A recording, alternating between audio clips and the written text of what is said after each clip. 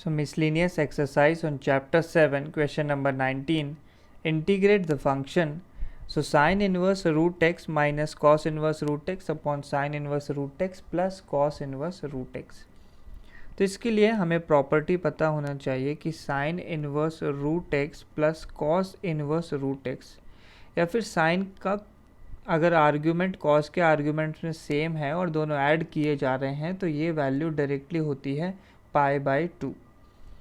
तो इस इंटीग्रल को अगर मैं आई डिफाइन करता हूँ तो ये लिखा हुआ है हमारे पास sine inverse root x minus cos inverse root x upon π/2। तो इस π/2 को मैं आगे लिख लूँगा और ये बन जाएगा 2/π।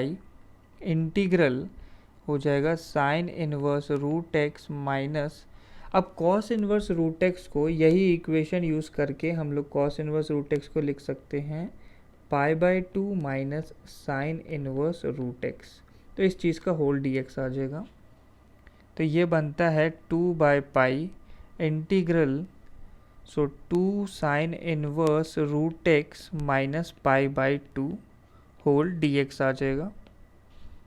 तो ये वैल्यू बन गई हमारे पास। तो इसको मल्टीप्लाई कर देंगे तो ये हो जाएगा, तो पहला टर्म हो जाएगा 4/π integral sine inverse root x dx minus दूसरा टर्म बन जाएगा सिंपली इंटीग्रल 1 dx। सो इसको मैं इक्वेशन नंबर 1 डिफाइन कर देता हूँ। ये आई की वैल्यू है हमारे पास। तो पहले हम इवैल्यूएट करेंगे sine inverse root x dx की वैल्यू। इसको मैं लिख देता हूँ कुछ I1। तो I1 इवैल्यूएट करके इस इक्वेशन में सब्स्टिट्यूट करेंगे। तो I1 है integral sine inverse root x dx। तो इसे सॉल्व करने के लिए साइन इनवर्स रूट एक्स को ही कम्प्लीटली मैं थीटा सब्स्टिट्यूट करूँगा। तो यहाँ से बनता है root x is equal to sine theta. इसको डिफ्रेंशिएट करने पे बन जाएगा, रूट एक्स को डिफ्रेंशिएट करें तो बनता है 1/2 root x dx is equal to sine theta का बन जाएगा हमारे पास कॉस थीटा डी थीटा। तो ये वैल्यू हो जाएगी dx is equal to 2 root x. तो 2 इंटू रूट एक्स की वैल्यू हो जाएगी sine theta into cos theta d theta. अब 2 साइन थीटा डी थीटा, ये value 2 sine theta cos theta, ये वैल्यू हो जाएगी हमारे पास साइन 2 थीटा, साथ में आ गया डी थीटा। तो ये इंटीग्रल I1 कन्वर्ट हो गया। तो साइन इनवर्स रूट एक्स को तो हम लिख देंगे थीटा और dx को लिखेंगे साइन 2 थीटा डी थीटा। अब इसे सॉल्व करने के लिए हमें यूज़ करना है इंटीग्रेशन बाय पार्ट्स। तो ये इसका फॉर्मूला होता है integral u into v d x. इसे लिखा जा सकता है u integral v d x minus integral u dash into integral v d x और इस चीज़ का होल dx। तो ये फॉर्मूला हम लोग अप्लाई करेंगे और हम लोग थीटा को फर्स्ट फंक्शन या u मानेंगे और साइन 2 थीटा को सेकंड फंक्शन अज्यूम करेंगे या फिर v। तो यहाँ से I1 की वैल्यू आती है पहले theta constant into integral sine 2 theta d theta minus integral of, तो थीटा का डेरिवेटिव लेना है तो वो हो गया 1, साथ में integral sine 2 theta d theta और इसका होल डी थीटा।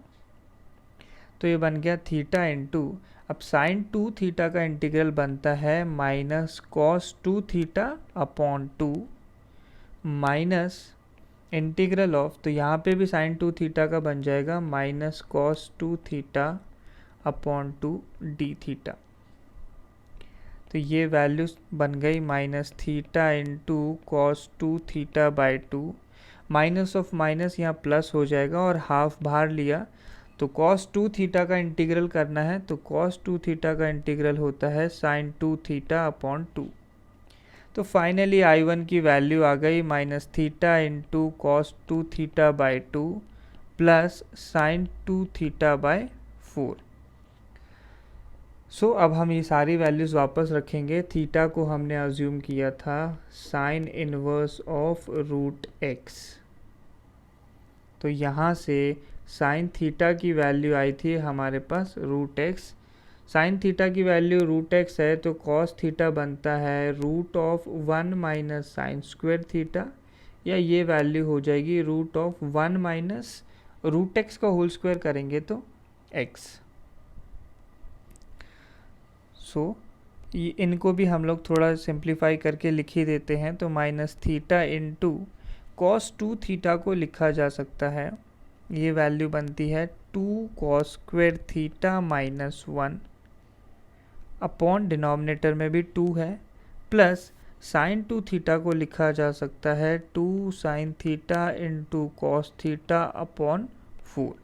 अब ये सारी वैल्यूज़ हम यहाँ सब्सटीट्यूट करेंगे तो ये बन गया माइनस, तो थीटा इंटू साइन 2 थीटा है तो थीटा की जगह sine inverse root x, next लिखा है ब्रैकेट में 2 cos square theta minus 1, cos का स्क्वायर करेंगे तो ये 1 माइनस एक्स रह जाएगा, तो 2 इंटू 1 माइनस एक्स माइनस 1 और नीचे डिनोमिनेटर में 2 है।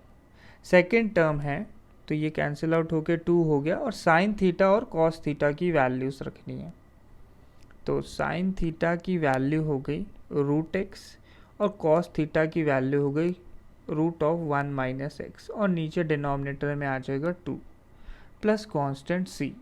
तो ये तो हमारे पास I1 की वैल्यू है।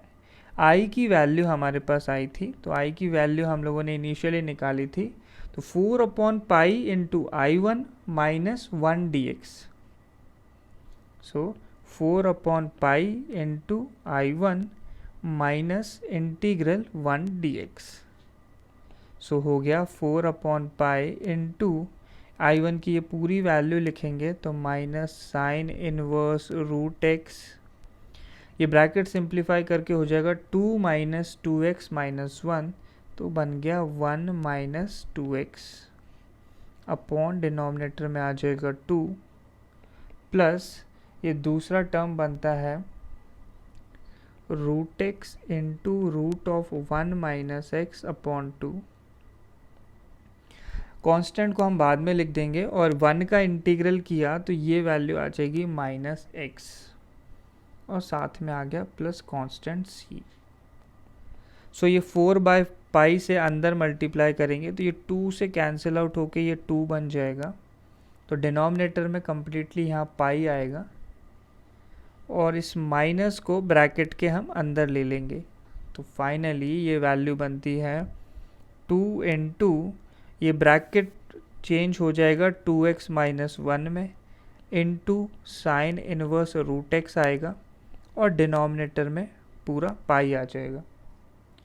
प्लस दूसरे टर्म के लिए भी क्लियरली देख सकते हैं 4 बाय पाई बाहर मल्टीप्लाई है, 2 से कैंसिल आउट होके वो 2 ही बन जाएगा, तो plus 2 root x into root of 1 minus x upon denominator में आएगा pi minus x plus constant c। तो यही हो गया हमारा फाइनल आंसर।